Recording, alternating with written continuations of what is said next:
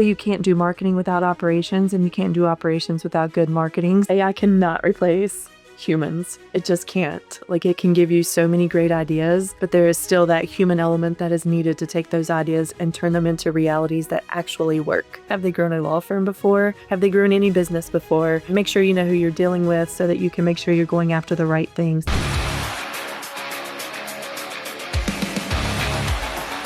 You are listening to Sharp Strategies, Sweet Success. Hello, everyone, and welcome. You're listening to Sharp Strategies, Sweet Success. I'm your host, Tiffany Swedensky, and today we have Micki Love of CJ Advertising. And I was telling Micki, because this is her first time kind of getting to know me, but I've known her for a while. I've watched her from afar and all the things that she's done for personal injury law firms. Actually, we competed against each other down in New Orleans. I worked for Scott McNair for a little while. She works with Dudley DeBosier, both big firms down in that area. It's so competitive.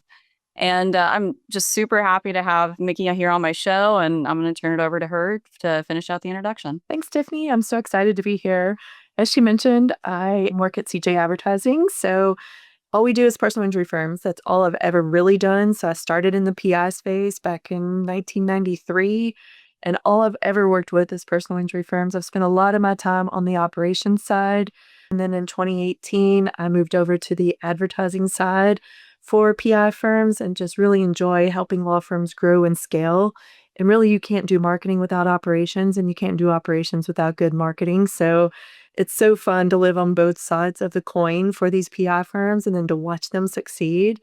And P.S., I think Scott is just a great guy, and I know you've done a lot of great things for his advertising. So we were of the mindset that we're not competitors, that there's enough work to go around, and we're happy when there's good lawyers in the same market doing great things for the clients. I find like a lot of the best marketers and businesses have that attitude, because if you look across the landscape and all you see is competition, it gets rather isolating. And there's so much you can learn from just what the other person is doing. And yeah, there is enough business for everyone. It's just the smaller firms tend to point fingers at the bigger firms and say they're taking it all. Well, my first question is maybe a little abstract, but what do you think's like the secret ingredient that takes a small firm from being like a big firm? And there might be many things, but what's like the missing piece? Knowledge of your numbers, all of your numbers, right? If you're not dialed in and tuned into how many leads are we getting every day, how many of those leads turned into cases, and on the flip side of that, how much money do we have to spend, and are we spending it in the right places to make that next level of growth that we're looking for?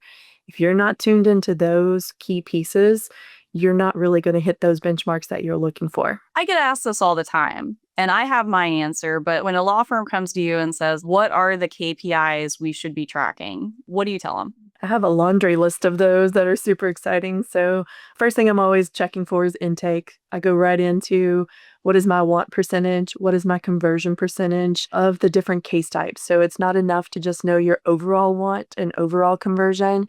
You really need to know that by case type, because every case type should have a different want and conversion percentage for your area of practice. So you've got to really watch out for that. And each state can vary a little bit as well. Like if you get into like Florida, where there's no mandatory insurance coverages, right? Like, and then in Louisiana, you got no pay, no play.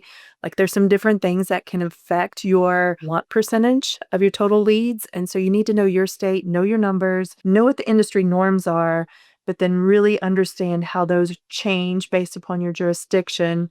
And then how do we make it better? Once we have those pieces, we can really start to rock and roll. But intake's where I start. And then on the operations side, I'm looking for how many demands did we mail? How many cases did we settle? What's our fees outstanding? What's our fees deposited? Our average time on desk, our average fee, and all of those things I'm trying to improve throughout the life of the firm, right? So however long we're working together, I'm really digging in to see how do we improve on all of those things. Honestly, I struggle to explain this to law firms, but a lot of law firms that come to me, they already have dashboards. They've already talked to either a marketing agency or a consulting group that did a data cleanup of some kind. And I come on board and they're like, we already have the data. And then I come in and they're missing parts or they're missing key pieces. I could list an example, just like, okay, we see all our form fills, like what landing page did they fill the form out? Like, do we know that? Where is it stored? A lot of times something like that's missing. How do you explain to attorneys, you may be getting a lot of data right now, but you actually need to configure your systems to get more? There's so much data out there that we can track, right? The important pieces are knowing which pieces of data move the needle. And so we're also in what I like to call the consulting era, where everybody's a consultant these days. And some of those consultants have never done the job that they're consulting for. So the first thing is vet your consultant, know who you're talking to. Have they done marketing before? Have they grown a law firm before? Have they grown any business before? Make sure you know who you're dealing with so that you can make sure you're going after the right things. There's a lot of great ones in our industry, but then there's also some that have just sprung up that have never worked in our space, right? Like they don't know that marketing for law firms is different than marketing for hamburgers, right? And you can make somebody desire a hamburger, but it's really hard to make somebody desire to be in a car wreck, right? Like nobody wants to do that. And so you've got to make sure you know who you're dealing with. You've got to make sure that you're looking at all the data and then be constantly curious. I tell lawyers this all the time. You need to be constantly curious. What else is out there? What else is happening? What else do I need to be tracking? And never, ever, ever fall into the trap of saying, we already do that. Because I guarantee you, every time I work with a firm, when they tell me, oh, we already do that, like there's a piece of the puzzle missing that they haven't even thought about yet. So the better answer is to say, hey, I'm curious. I think we do that, but can you take a look under the hood and make sure that we've got all the pieces checked off? I learned this the hard way when I was running Hughes and Coleman back in the early 90s, I guess early 2000s, I should say. I was there in the 90s, but in the early 2000s, I was really known for creating the first intake department in the country for personal injury firms back then. Like that was what I kind of built my legacy around, was intake departments. And then fast forward 15 years later, Lee Coleman was like, I think we need to have Chad Dudley come in and look and see if our intake is right. I was so offended. I was like, we already do all of that. Why do we need somebody to come in and look at our intake department? Like, this is my baby. Like, I got this. And sure enough, Chad came in, did an audit, and he found just one or two tweaks that we could make. But those one or two tweaks probably added another $500,000 to the bottom line for our firm. And if I had just continued to dig my heels in, I might have missed that opportunity for the law firm. So be careful. Don't ever fall into that trap. Learn from my mistake. Be better than Micki, and you'll do great. So it's a real fine line to walk. I started as a marketing director, and one of the things the attorneys tell you as a marketing director is basically protect our interest. Make sure the vendor is doing a good job, make sure we're doing a good job here. And, that becomes kind of the identity of what a marketing director at most small firms is: manage the vendors, make sure this is running right. But, then when you get in that mindset, you become resistant. And all of a sudden, your attorney starts talking to a guy who can do something cool with Google Business. And it puts you in the position of saying, no, like that's not going to work. And maybe you don't exactly know, or rightfully. And it's such a fine line to walk, because there are so many new vendors in this space who come from other industries, and what worked for the other industry is not going to work in personal injury. They're so different. And so it's just such a, again, fine line to walk. And I think the attorneys don't really see it as readily as somebody who works in marketing and works in operations, but it's just such a difficult thing. You struck a nerve with me, like, honestly. Yeah. It's shiny object syndrome, right? Like they can get so sucked into these sales opportunities where they see someone at the conference, and what they don't realize is that that person is using one little thing to kind of taint their vision of what they're already doing, as opposed to having the full picture. And so it can get really dicey really quickly. And I think that's where law firm owners need to be constantly curious, but then point the person back to the individual who owns that process at your firm, right? If it's a new AI tool, if it's a new marketing vendor, if it's a new anything, there should be someone at your firm who is helping you with that. And so you should point your vendor back to that person for a holistic conversation without jumping to conclusions. And never, ever, ever, and I say this from a vendor standpoint, never just assume the vendor knows everything about your marketing when they start to make a recommendation. That's one thing about CJ. Like, we're a boutique ad agency. We only represent a handful of clients across the country, but we always know the client before we make a recommendation, right? Like if someone reaches out to us, it's more of a, hey, we need to get to know you before we can give you information. And that sometimes drives owners crazy. because they just want us to come in and say, we have all the answers. We got all the shiny tools that'll fix all your problems. That's not true of any vendor, not us, not any other vendor that's out there. And so if you get into a conversation with a vendor and they're solving your problem before they get to know who you are and what you're trying to accomplish, they're not really solving your problem, they're solving their sales problem. And so you need to make sure whose interest do they have at their heart, right? Is it your interest or is it their own interest? And if there's not a mutual interest there where we're both going to win, you need to take pause as an owner and say, hey, let me get you over to somebody else to talk to first, and then we'll reconnect. Law firm owners and marketers sometimes don't realize vendors will just say yes. Can you do this for us? Yes. Sometimes the tactic is wait a few days and say, well, actually, when they do some fact finding or discovery. I think like every person who's sitting in on sales meetings really should take some sales training themselves, learn what these people do for as salespeople, learn the tactics that they use. Because, I mean, in those sales meetings, I've seen it over and over and over again. And sometimes these are vendors who I actually really like and do a really good job, but the sales team is different than their operations team and who's actually executing. The vendor is just saying yes, yes, yes. And it's somebody like you who's also a vendor who has done some of these things, who has provided these services. You know, the answer is no. It's just so important to understand the sales process and like what the other side is doing or trying to do, because every vendor is trying to make money. Every vendor is trying to get you to say yes so they will say yes. It's just so important to understand that facet of it for sure. And they're very good at marketing. Like, this is what these salespeople are good at, right? Like, they know how to sell you. So you've got to always think about, is this 100% the truth? When they do, you'll be at some conference and they'll be like, oh, well, we'll audit your GBP right now and tell you what you're doing right or what you're doing wrong. And they don't tell you all the details. They don't tell you what words they use. Like, they might use some obscure set of words that you're not even trying to rank for. Maybe you're not a nursing home lawyer in Baton Rouge. Maybe you're only a car wreck lawyer, and they see that you show up really poorly for nursing home lawyer. And so they show you that GVP and you get all frustrated and you're like, I got all these reds all over my map. I should be green. They told me I should be this. Fact gather before you jump to assumptions that this vendor knows your firm. Like, they may not know what you're going after. And I used two very distinct things there where I said auto accidents and nursing home. That's not usually the case, right? They're going to use some little variation of an auto accident word that your SEO company is not trying to rank you for, because that doesn't give you business. So you got to be sure that you know what you're being sold when you're being sold these things. So like I said, be constantly curious, ask the questions, let them do the audit, learn what you can learn, but don't assume that they know everything that they're talking about until you go back and talk to your team, right? Make sure you put the trust in your team, the people you've hired to take care of your business. Those are the people that you got to make sure you trust to carry out the plan or to understand what you're being sold. I could get on a soapbox about that for all day, because I just think there can be so many dirty vendors out there, not the ones that are reputable. Like, we all know those. We love those people, but there are ones that just pop up in our industry that don't know PI's face, and it's not good. So take your time, vet your vendors. I'm on a soapbox. I'm going to stop now so Tiffany can take back over this conversation. But I'll be right up on that soapbox.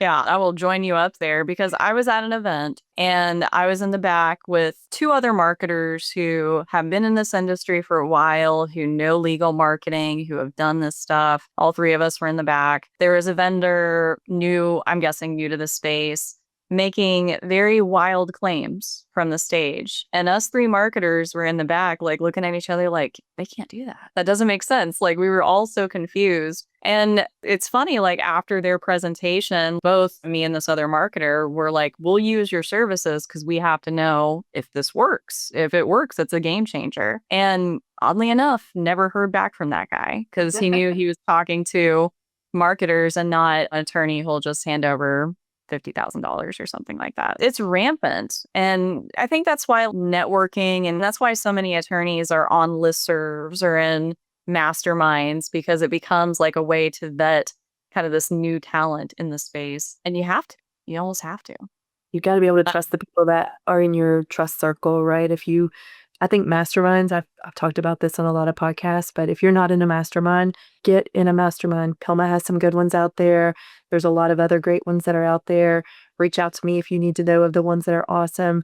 Happy to help you get into one, but get in one. Get in one today, because that becomes your trust circle of people that you can talk to about these things. I totally agree with you on that. 100% agree about the vendors trying to sell things that are just not possible. It happens all the time. And our attorneys get angry at lead gen companies on social media because they make all of these wild claims, right? We'll get you a check in 24 hours. We got you $100,000 for this little scratch on your dent.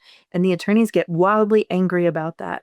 But what they miss is all these wild claims that these pop-up advertisers are making about how many cases they can get you. And they forget to get angry about that, because those two are money drains out of these law firms that they're not even watching or considering. So you've just got to know who you're dealing with, and you got to understand the data. I'm going to come off of this soapbox now so we can move on. But if anybody wants to talk about it more, feel free to reach out, because I can soapbox with you all day. So I recently became familiar with two logical fallacies: the gel man fallacy and the doorman fallacy.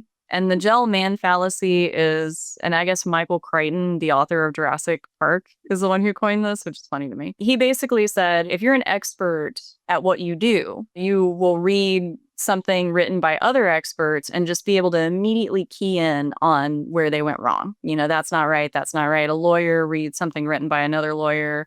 They're going to be very vocal about all the problems they found. But that same person will read a headline from a news article that's maybe half BS, or something like that, and take every word as the gospel truth because they read it on a website, or they saw a vendor talk from the stage, or they read a web article. Don't edit my stutter out. Leave that in there. People ought to know. And then the doorman fallacy is just basically assuming the doorman's job is just opening the door, but minimalizing all the million other things that they do that are extremely important. And I bring both of those up because it came up in a conversation about AI, where gentleman's fallacy is, you, as a lawyer, you go to ChatGPT, ask it to make a legal argument, you immediately key in on all the problems, but you go to it and ask it for marketing advice, and you just accept it as, this is correct, this is an innovative, super awesome tools, which dovetails into my question. What have you heard, or what do you say to attorneys who are like, oh, I can use Claude as my marketing team? What do you say to them in that situation? AI cannot replace humans. It just can't. It can give you so many great ideas, but there is still that human element that is needed to take those ideas and turn them into realities that actually work. I'm guilty as anybody of questioning Claude all the time. Tell me about this. How can I do that? What about this? It's not always right. That's the fun part of it, and also the scary part of it, because you can't take it for its word. Just like no lawyer in their right mind is going to draft a brief on AI and not read it and make sure that it's 100% right, because it can make a wrong citation. It could do anything, and they're going to question those things. You need to question everything. Question everything from your Claude agent. Question everything from your salespeople that are out there selling you things. Be constantly curious and keep trying, but just know that it's not going to work. AI will not work without that human touch and interference to shape it and mold it to exactly what you need. I get it all the time. Yeah. You can turn out thousands of pieces of creative with no money and in 3 minutes. And I'm like, okay, sure, but you've got 2 left hands and no nose on your face. It just isn't what they tell you that it is right off the bat. And it takes a human to understand the prompting so that you can generate really great AI products for a law firm. I hate what it's done to marketing as a whole, because, correct me if I'm wrong, but marketing is like super different than what it was 3 years ago, and it's kind of exciting. So, I mean, just to ask you a broad question, like what are you seeing like right now that you think, is Google still relevant? Are you pivoting your law firms to another channel? It's such an amorphous question, but what are you doing there?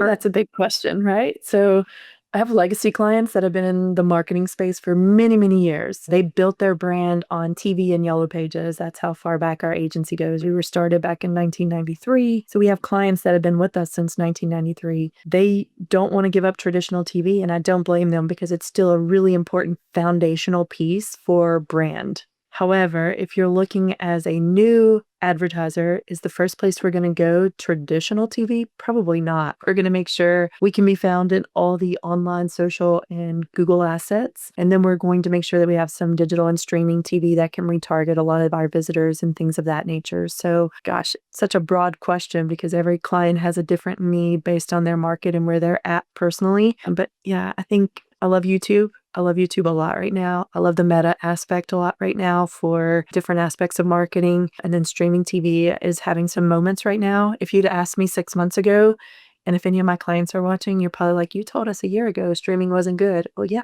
because a year ago it wasn't. But here we are today.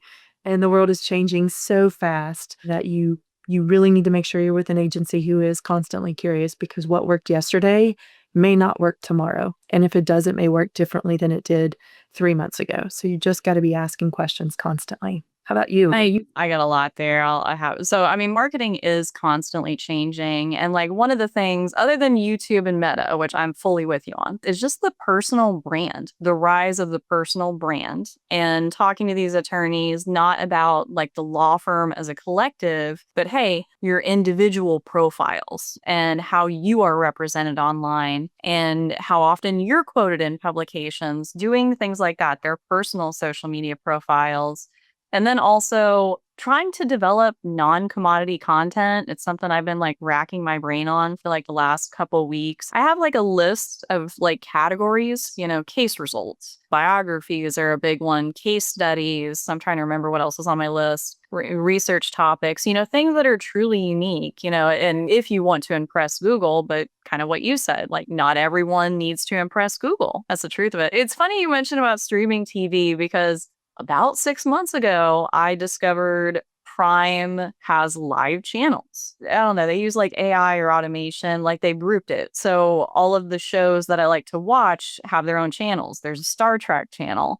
There's like a cartoon channel because I like to watch that. There's an Antiques Roadshow channel. And honestly, and maybe it's just because like I'm basically 40, I miss commercials, I guess. I don't know, but I like to go to Prime, put on a channel, binge Star Trek for a few hours while I'm cooking, and then it's spaced between commercials. And I just keep wondering, like, how many people are doing this? This is streaming. This is OTT ads. How many people are doing it? Because right now, all I see are prescription ads and then ads for big brands, but I know you can geo-target these. And so I've been wondering about the resurgence of like channels that we've kind of gave up on a few months ago. It's kind of interesting. Yeah, I think there's a lot of that. And, the targeting for those specific channels, like your profile, my profile is known to Google. Like they know who we are, they know what we're searching for, they know everything about us. As much as we want to think that we're not being tracked, we are totally tracked across all of our digital footprints. And the opportunity now to retarget you on your Star Trek channels with an ad that is Star Trek based, I can do that if I want to. I can totally do that. If you're a motorcycle rider and you're watching a motorcycle driven show, I can target you.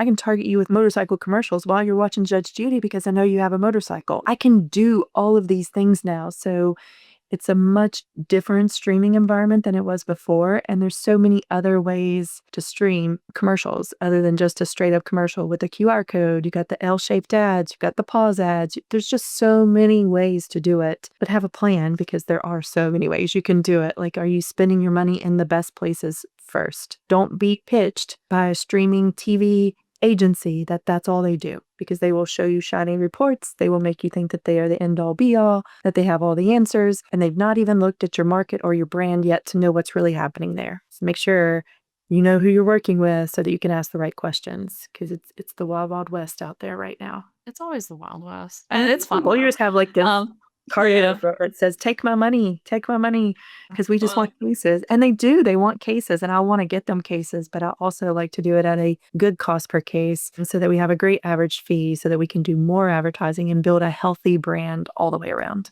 Sounds like you are too, but I'm blessed because like whenever I talk to law firms and I know what I do won't work for them, I just turn them away. But there are a lot of vendors who just they'll sign you no matter what. They'll sign you if it makes sense, if it doesn't make sense. If you have an intake team, the vendor will sign you up for $20,000 a month in PPC, and your intake team is half receptionist, half paralegal. How is that going to work? It breaks my heart. It's not more obvious. It's always the wild, wild west. If you're working with with people who will tell you, like, hey, no, that's probably not a good idea. Here's why. That's probably maybe the only honest vendor you're working with, because everyone else will just tell you yes. They love hearing yes, but it's not always the best. And it's just unfortunate.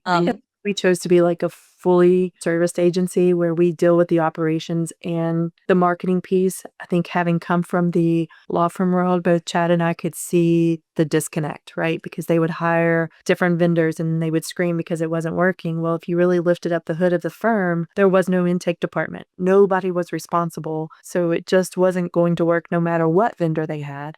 And so back when we started this in 2018, there was no full service ad agency that was looking at ops and marketing together.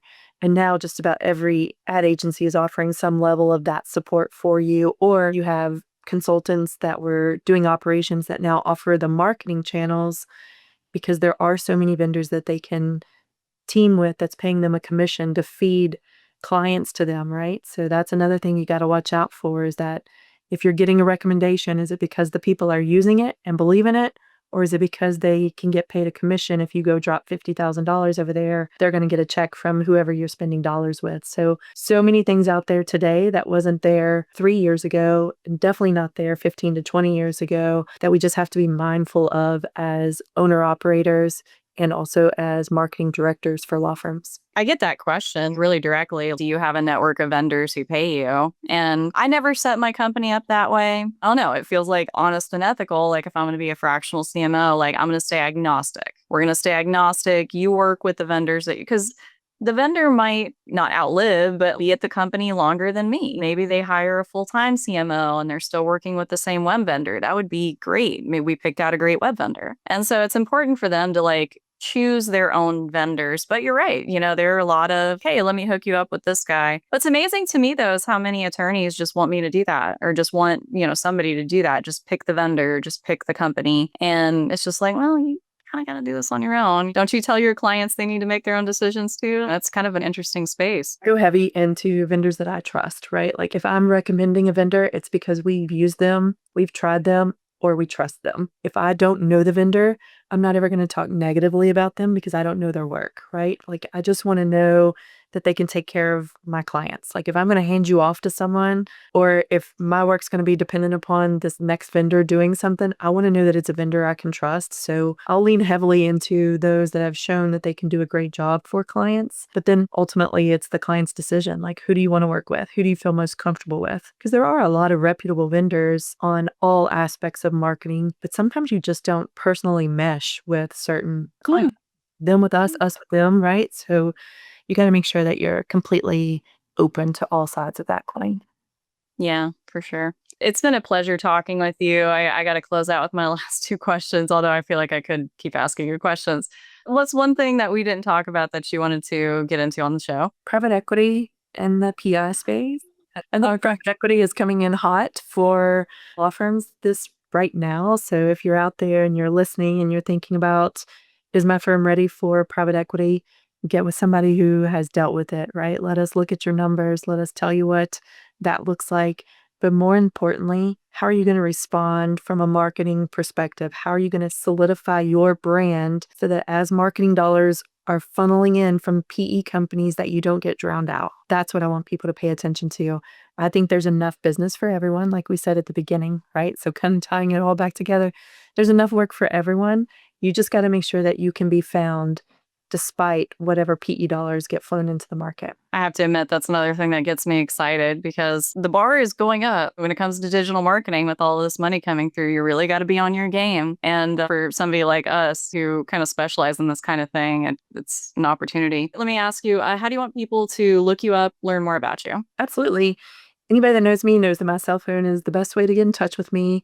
You can find my cell phone number on CJAdvertising. It's out there for the world. I love talking all things operations and marketing for the PI space. So if you're out there, you have questions about private equity, you have questions about marketing or questions about operations, feel free to reach out to me. If I can't help you, I will find someone who can. So I'd love to connect. And Tiffany, I can't thank you enough for having me. It was great to spend time with you. Yeah, it's great to have you on the show. We could do a whole two-part episode on like private equity. I have so many questions there. So I'm a little Anytime. stupid, so yeah, it would Call help. me anytime. Thank you so much for being on the show. Thanks everyone for listening. Please follow Micki wherever she's on social media and visit her website. And thanks again. Talk to you everyone soon.